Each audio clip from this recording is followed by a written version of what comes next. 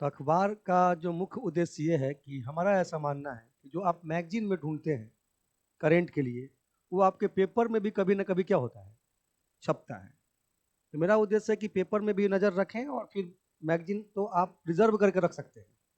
Last time में magazine में वो चीज़ों को रिवाइज कर सकते हैं। डेली न्यूज़ का जो टेम्पर आपको मिलेगा, जो उसका पेपर पढ़ने की आदत होगी, कई बार जब कोई चीज़ चर्चा में होती है तो कोई जरूरी नहीं कि एक दिन छपे और बंद हो जाए। वो डेली कहीं ना कहीं न्यूज़ में क्या है, आता ही रहता है, तो उससे पेपर पढ़ने की आदत होती है। तो एक ही टॉपिक कई बार क्या होता है, रिवाइज होता है और आपको याद रहता है। और करेंट क्वेश्चंस भी आप बनाने में पहले की अपेक्षा ज़्यादा बेहतर महसूस करते हैं। तो इस कारण से मेरा ये उद्देश्य है इस माध्यम से कि आपको पेपर के प्रति आपका इंटरेस्ट क्या किया जाए, बढ़ाया जाए और बताया जाए कि प्रश्न कहाँ कहाँ से आ सकते हैं। बाकी जो आप मंथली मैगजीन पढ़ते हैं वो तो आपका है ही। उज्ज्वला योजना की लाभार्थी के घर प्रधानमंत्री ने चाय पी।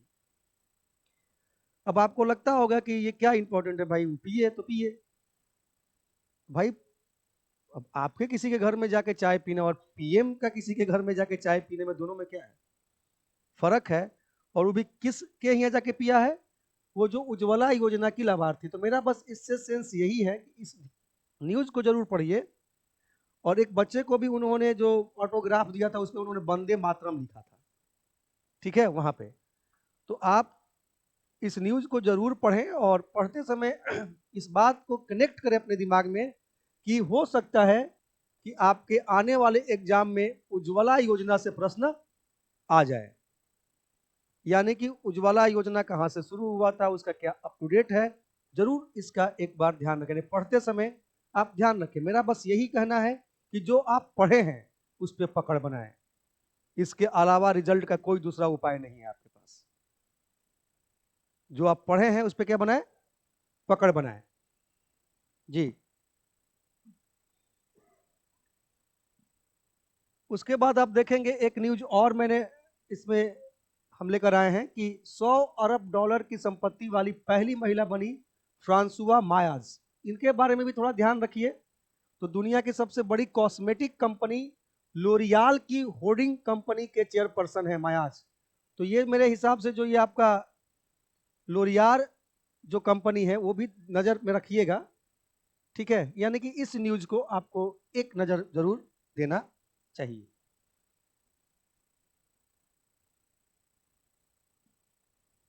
मेरा काम है आपको न्यूज तक पहुंचा देना, बाकी आपका काम है कि आप अपना कैसे वर्कआउट ले रहे हैं। एग्जाम आपका 8 महीना के बाद होगा, 10 महीना के बाद होगा। तो करेंट भी तो 10 महीना 1 साल का गैप का पूछता है। ऐसा तो नहीं कि 2 महीना पहले का केवल करंट पूछ रहा है। इतना मान के चला जाता है कि पीसीएस में आपका 1 साल के करंट पूछे जा सकते हैं। कुछ करंट ऐसे होते हैं कि 5 साल पहले का भी पूछ सकता है। तो जो पूछेगा तो उसके पीछे कोई ना कोई कारण होगा, कोई ना कोई उसकी कनेक्टिव। उज्ज्वला योजना से प्रश्न पूछ देगा तो वो आज पूछ देगा, तो क्यों पूछेगा, वो कनेक्ट कनेक्ट है तब ना पूछेगा। उज्ज्वला योजना अब 1 साल का मैटर थोड़ी रह गया, उससे पहले का मैटर है। लेकिन अगर उससे प्रश्न आता है तो इसका मतलब क्या सोचिएगा, 2 साल पहले करंट पूछ दिया, 4 साल पहले करंट पूछ दिया। उसकी कहीं ना कोई कोरिलेशन हुआ तब ना पूछा। तो जो पुराने करंट अगर पूछे जाते हैं तो उसके पीछे कोई ना कोई कोरिलेशन होता है, तब पूछा जाता है। बिना मतलब का कोई नहीं होता कुछ। हम उसको कहते हैं बाप रे बाप, हम तो 1 साल का ही करंट पढ़ के गए थे, 2 साल पहले के भी करंट उठाया है। तो 2 साल करंट पहले उठाता है तो उसके पीछे कारण होता है, अकारण कुछ भी नहीं है। डॉक्टर नीतीश ने होम्योपैथी को दी नई पहचान। ये जरूर न्यूज पढ़ेंगे कि बिहार के मुंगेर जिले के बरियारपुर प्रखंड स्थित छोटे से गांव के कल्याणपुर में जन्मे डॉक्टर नीतीश चंद्र दुबे ने होम्योपैथ को नई पहचान दी है। हम इसको पढ़े थे न्यूज को। तो होम्योपैथी पद्धति को आगे बढ़ाने के लिए इन्होंने देश विदेश में बड़े कार्यक्रम किए। सबसे बड़ी बात यह है कि इनके कार्यक्रम में देश विदेश की नामी हस्तियां शिरकत करती हैं और होम्योपैथ से होने वाले फायदों को ये बताते हैं। दुबई, नागपुर, राजस्थान के अलावा हाल ही में लखनऊ में होमियो जगत के अलावा अन्य पेशे से जुड़ी बड़ी हस्तियों का जुटान हुआ। पिछले दिनों दुबई में संपन्न हुए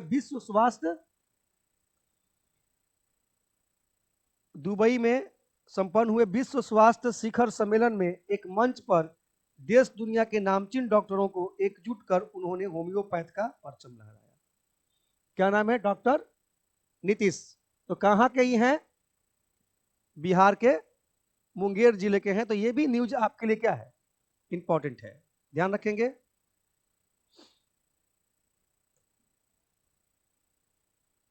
आगे इसको पढ़ने की आवश्यकता है। जीवाश्म ईंधन से तो वैसे भी प्रश्न आते रहते हैं।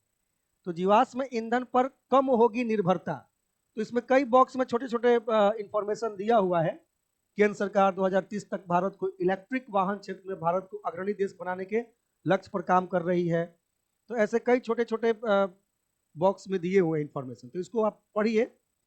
5 मिलियन मीट्रिक टन सालाना ग्रीन हाइड्रोजन क्षमता पहुंचाना है मिशन का लक्ष्य। तो ये सब पढ़ेंगे। जीवाश्म ईंधन पर के बारे में कि कितना प्रतिशत किस पे भार कम करना है, नहीं करना है, अपने इकोसिस्टम को कैसे ठीक रखना है, इस पे क्यों इतना ध्यान दिया जा रहा है। तो इसमें भी कुछ ऐसी चीजें आपको मिलेंगी जो आपके एग्जाम के लिए क्या हो सकता है, महत्वपूर्ण हो सकता है। तो इस न्यूज पे भी आप क्या रखेंगे, ध्यान रखेंगे।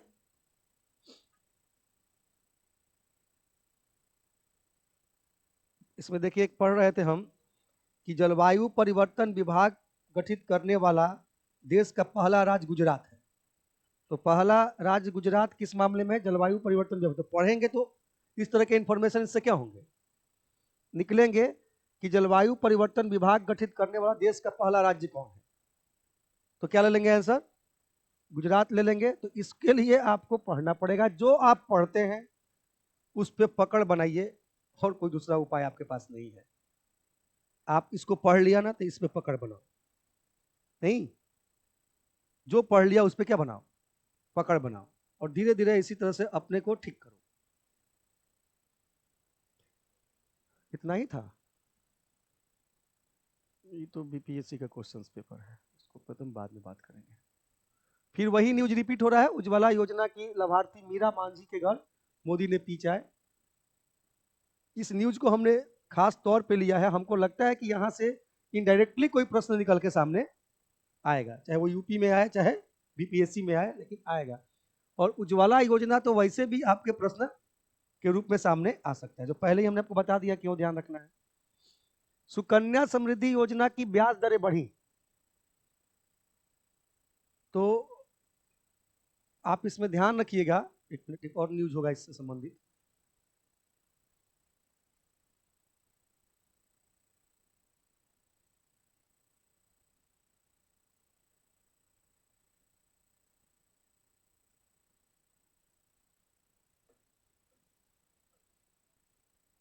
ये सुकन्या समृद्धि योजना पर अब 8.2% ब्याज। तो ये छोटा सा न्यूज है। उतना ही काम इस न्यूज से भी क्या है, हो जाएगा जब पढ़िएगा कि सरकार ने जनवरी मार्च तिमाही के लिए सुकन्या समृद्धि योजना पर मिलने वाले ब्याज में 20 आधार अंक और 3 साल की सावधि जमा योजना पर 10 आधार अंकों की बढ़ोतरी की है। वहीं अन्य सभी छोटे, मतलब कि कितना प्रतिशत बढ़ा? तो वित्त मंत्रालय के मुताबिक सुकन्या समृद्धि योजना के तहत जमा पर मौजूदा ब्याज दर 8% से बढ़कर कितना हो गया? 8.2%। इसी तरह 3 साल की सावधि जमा पर मौजूदा ब्याज दर 7% से बढ़कर कितना हो गया? 7.1। तो 7.1 का मतलब 10, और 7.2 का मतलब 20। ठीक है, तो ये ध्यान रखना होगा, क्योंकि सुकन्या समृद्धि योजना भी अपने आप में बहुत चर्चित योजना रहा है। इसलिए इस पे भी, इस न्यूज पे भी आप ध्यान रखेंगे। और इस तरह के प्रश्न बीपीएससी में आते रहे हैं, इस तरह इस पैटर्न के प्रश्न। और पिछले बार जब आप पेपर पे हम काम कर रहे थे तो ऐसे प्रश्नों की तरफ आपका ध्यान भी दिलवाए थे। उसमें शायद वो शराब से संबंधित था, पेनाल्टी से शायद। तो वही है, सुकन्या समृद्धि योजना की ब्याज दरें बढ़ी। और कितना बढ़ा, कितना था, वो भी न्यूज और ये भी न्यूज। आप चाहें तो किसी भी न्यूज को पढ़ के उस मसले को अप टू डेट कर सकते हैं। ठीक है,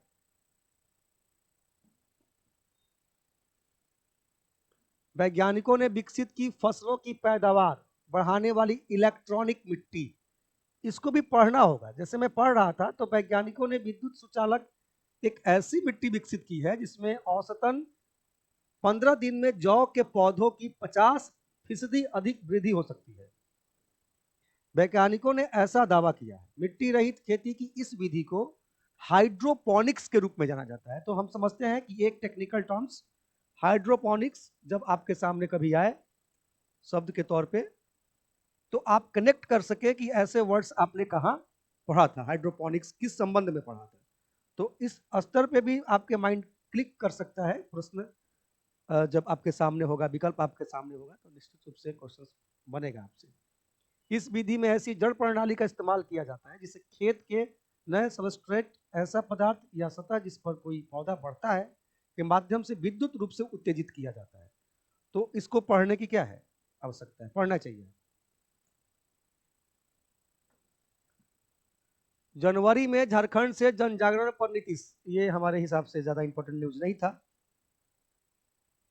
नवादा में 14,000 घरों में पहुंचा गंगा जल, तो ये इंपॉर्टेंट है क्योंकि मुख्यमंत्री नीतीश कुमार की जो ड्रीम प्रोजेक्ट में शामिल गंगाजल आपूर्ति योजना, तो गंगाजल आपूर्ति योजना तो आपके भी लिस्ट में शामिल होना चाहिए, है ना।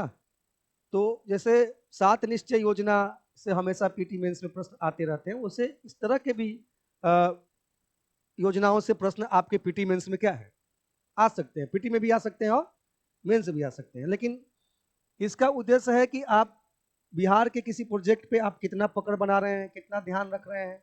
अब यहाँ से प्रश्न अगर मेंस में आता है तो उसके लिए आप कैसे तैयार हो रहे हैं, पीटी में आता है तो उसके लिए आप कैसे तैयार हो रहे हैं। जल जीवन हरियाली योजना है तो वहां से भी प्रश्न आते हैं।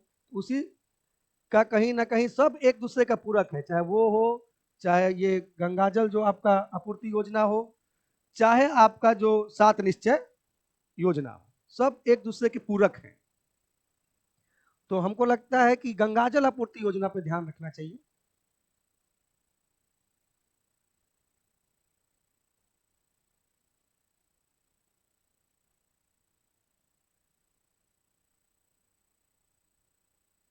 इस न्यूज पे भी आप ध्यान रखिएगा। X ray polarimeter satellite launch, black hole का करेगा ये अध्ययन। तो हम इसको पढ़ रहे थे, तो इसमें हमने देखा कि जैसे चंद्र और सूर्य मिशन के बाद भारत ने अब ब्लैक होल और सुपरनोवा के अध्ययन करने के लिए अपने मिशन को सफलतापूर्वक लॉन्च कर दिया है। तो ये न्यूज जब पढ़ेंगे तो आपको वो इंफॉर्मेशन मिल जाएगा किस लॉन्च पैड से इन्होंने भेजा है, कहाँ भेजा है, किस चीज के अध्ययन के लिए भेजा है और उसका उद्देश्य क्या है। जो आप मैगजीन में 1 महीना के बाद पढ़ेंगे, आप इसे अभी ही पढ़ सकते हैं। जितने पेपर होंगे उस सभी पेपर में होगा। हो सकता है कि इस पे एक लेख भी कहीं ना कहीं आ गया होगा।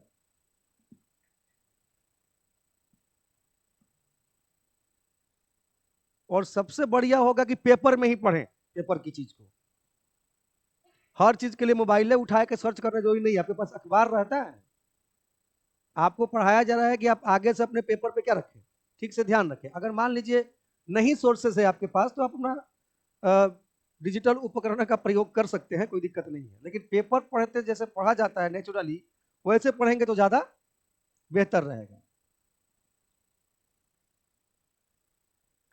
अयोध्या में 400 साल पुराना बेतिया राज का राम दरबार, अब इसको भी डेवलप करने पे बात चल रही है। मेरे हिसाब से इस ओर ध्यान टूरिज्म के लिए कहीं बिहार सरकार का जा सकता है। इसमें यूपी का भी योगदान लेना है कि भगवान राम के स्वागत के लिए सज रही अयोध्या में जीर्ण शीर्ण व जड़वत मतलब कि एक तरह से खंडहर बन चुका, जड़वत बन हो रही बिहार की धरोहर का भी कायाकल्प होगा। राम मंदिर में रामलला के विराजमान होते ही अयोध्या धाम के नया घाट स्थित बेतिया राज का राम दरबार का भी स्वरूप बदलेगा। बिहार व यूपी की सरकारें बेतिया के महाराजा द्वारा करीब 400 साल पहले नागर शैली में बनवाए गए इस मंदिर का जीर्णोद्धार कराने जा रही है।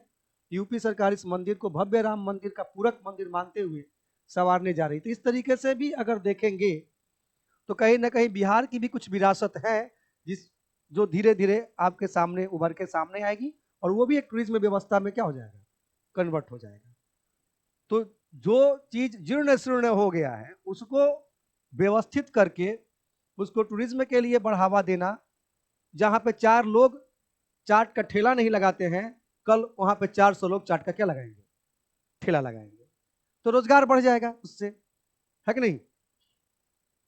जहां बड़ी बड़ी हॉस्पिटल नहीं बनता है सर, सरकार को कहीं हॉस्पिटल बनाने की आवश्यकता भी नहीं अगर कहीं पड़ रही है कि भाई क्या करें। लेकिन आप एक मंदिर बना दीजिए तो कई प्राइवेट एजेंसियां ऑटोमेटिक हॉस्पिटल बनाने क्या कर देगी, शुरू कर देगी, वहां पे हजारों लोग जा रहे हैं।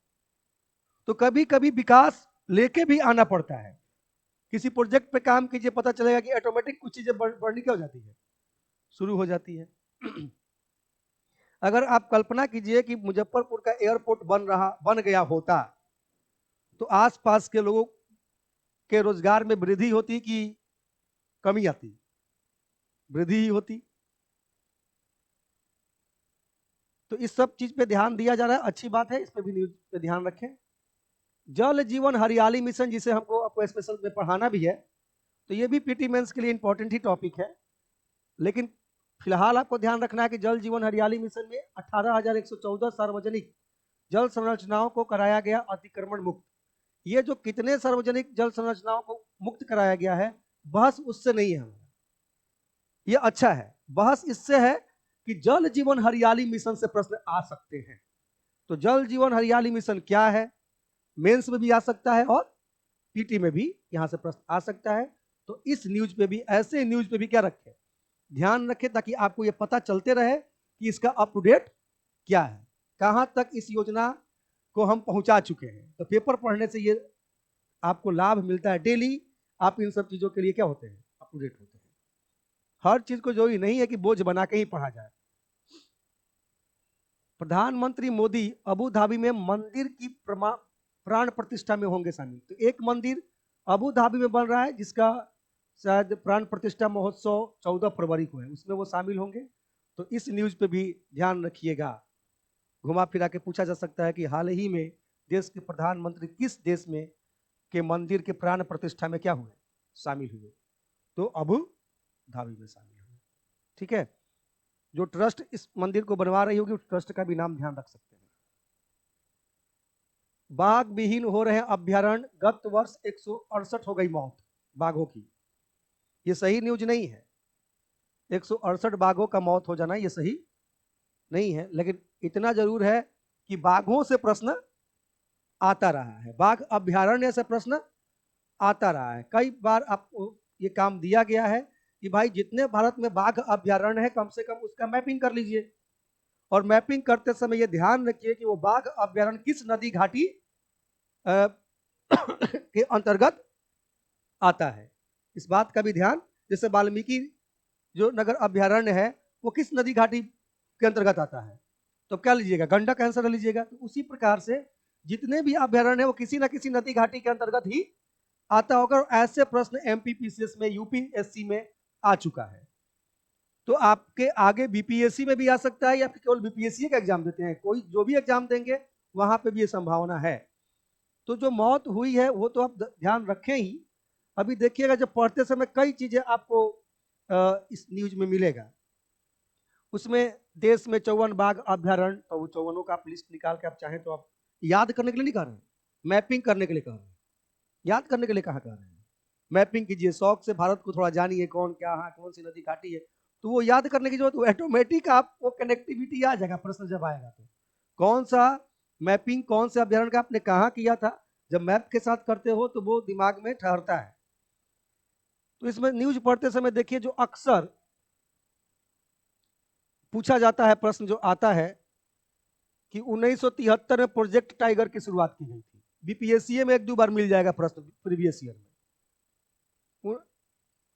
वर्तमान में देश में कुल 54 बाघ अभ्यारण्य है जो 75,000 वर्ग किलोमीटर अधिक क्षेत्र को कवर करते हैं।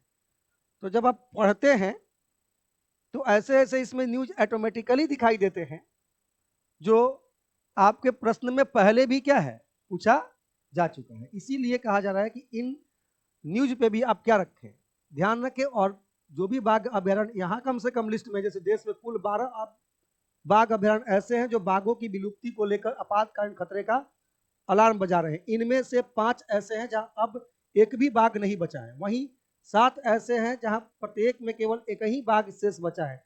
पूरी तरह से बाघ विहीन हो चुके बाघ अभ्यारण्यों में महाराष्ट्र के स्थित सह्याद्री बाघ अभ्यारण्य, उड़ीसा का सतकोसिया बाघ अभ्यारण्य, मिजोरम स्थित डंपा बाघ अभ्यारण्य, तेलंगाना स्थित कबल बाघ अभ्यारण्य और अरुणाचल प्रदेश स्थित कमलांग बाघ अभ्यारण्य। कम से कम इतना तो ध्यान रखिए, सब तो ध्यान रखिए ही, लेकिन ये जो लिस्ट अब कर दिया है इसका भी क्या रखें।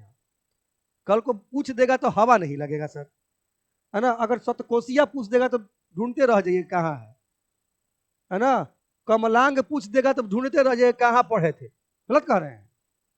कहिए कि पता नहीं कहाँ से प्रश्न आता है, प्रश्न कहीं से नहीं आता, सब आपके आंख के नीचे से आता है। आप उतने जागरूक होके भी शायद जागरूक आप नहीं है। हम तो बस यही कहते हैं कि जो आपको कराया जाता है उस पे पकड़ बनाने का क्या कीजिए, प्रयास कीजिए, कोई दूसरा उपाय नहीं है। छितराने से कोई फायदा नहीं है।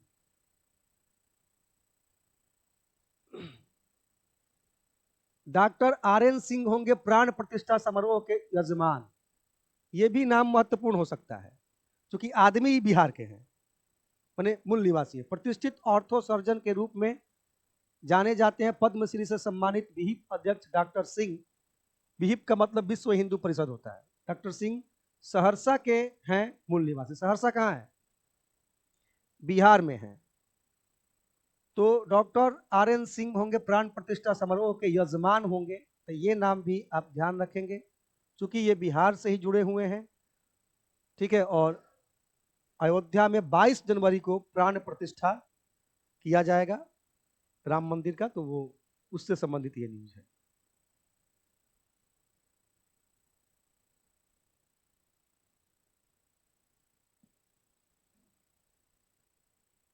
इसमें हमने क्या ढूंढ लिया? अहमदाबाद के समीप मोढेरा गांव में स्थित सूर्य मंदिर में नूतन वर्ष के स्वागत के लिए सूर्य नमस्कार करते प्रतिभागी। एक साथ सर्वाधिक संख्या में सूर्य नमस्कार का गिनीज वर्ल्ड रिकॉर्ड भी बना है गुजरात में। अब इसमें ये कोई मतलब तो नहीं है कि सर आप कोई गिनीज वर्ल्ड बुक में नाम दर्ज करवा लेगा तो पूछ लीजिएगा, नहीं। मोढेरा पहले से ही इंपॉर्टेंट है। मोढेरा का सूर्य मंदिर, मोढेरा किस लिए जाना जाता है, ऐसे नहीं सर आप चेक कर लीजिएगा, कम से कम 10-12 को प्रश्न पूरे इंडिया के पीसीएस से निकल के सामने आ जाएगा मोढेरा पर। तो मोढेरा का सूर्य मंदिर पहले ही से इतना इंपॉर्टेंट है, पूछता रहा है, और जब न्यूज में आ जाए तो आप ध्यान रख के क्यों नहीं जाए? जब चर्चा में आ जाए तो आपका तो ध्यान रखना एकदम क्या बनता है, लाजमी बनता है। पता नहीं किस रूप में मोढेरा सूर्य मंदिर से प्रश्न आ जाए, तो इसलिए मोढेरा सूर्य मंदिर पे भी आपको ध्यान रखना होगा।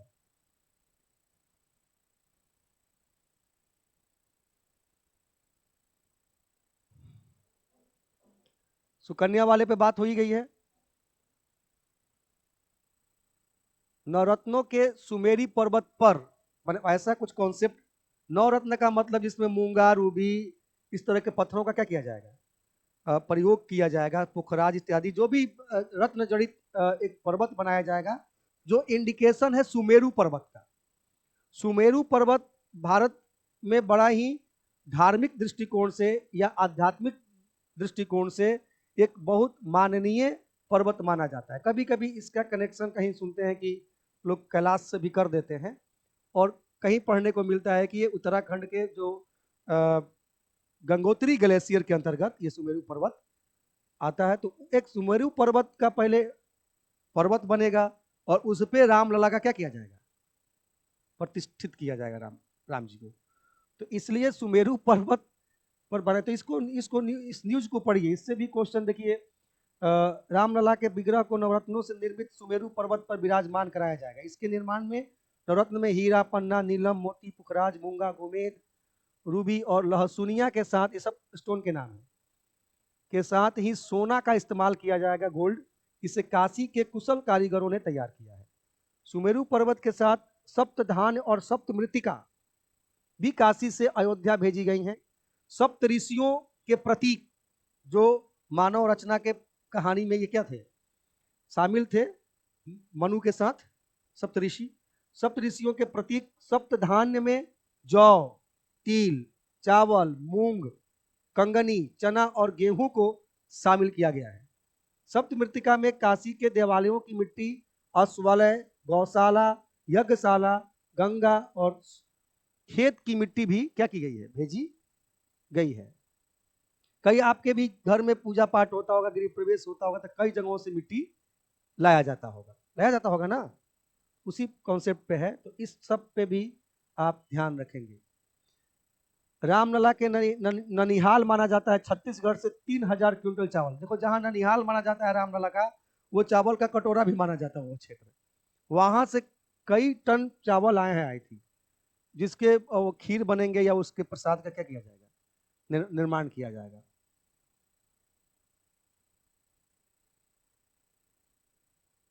गुजरात के वडोदरा से गाय के गोबर से तैयार की गई 108 फुट लंबी अगरबत्ती। ठीक है, तो ये सारी चीजें, इसमें टेक्निक भी क्या है कि जो गोबर है, गोबर से अब लकड़ियां बननी भी क्या हो गई है, शुरू हो गई है। तो इसमें एक वैज्ञानिक कॉन्सेप्ट भी शामिल है, क्योंकि गोबर का अगरबत्ती बनाने के लिए ऐसी तो थाप थूप तो नहीं दिया गया होगा, किसी मशीनरीज के द्वारा क्या किया गया होगा, उसको डेवलप किया गया होगा।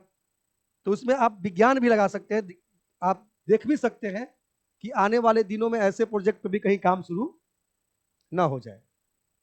नर्मदा, बेतवा, चंबल, ताप्ती, जो मैंने पहले भी कहा कि नदियों पे ध्यान रखिएगा, सतलुज की क्या लिखा है, नेपाल की गंडक, इंद्रावती और सूर्णकोसी नदी का भी जल वहां पे ले जाया गया है। तो ये पहले भी इसी क्लास के वीडियो में इसी क्लास में आपको बताया गया है, मैंने पेपर वाले ही क्लास में इस पर चर्चा हुआ है। जातीय गणना की रिपोर्ट के आधार पर आरक्षण के बढ़े दायरे को 9वीं अनुसूची में शामिल करे केंद्र। तो 9वीं अनुसूची बार बार चर्चा में आ रहा है, ठीक है, तो ध्यान रखिएगा 9वीं अनुसूची देश में पहला संशोधन हुआ था संविधान का 1951 में, तो उसी संशोधन से 9वीं अनुसूची जोड़ी गई थी, उसके भी जड़ में बिहारी ही था।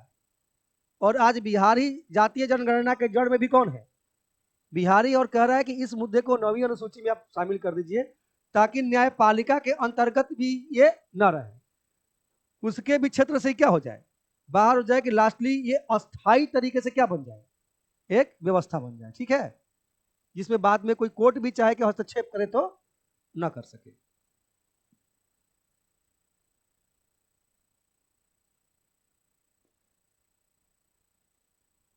खत्म, खत्म हो गया, चलो ठीक है।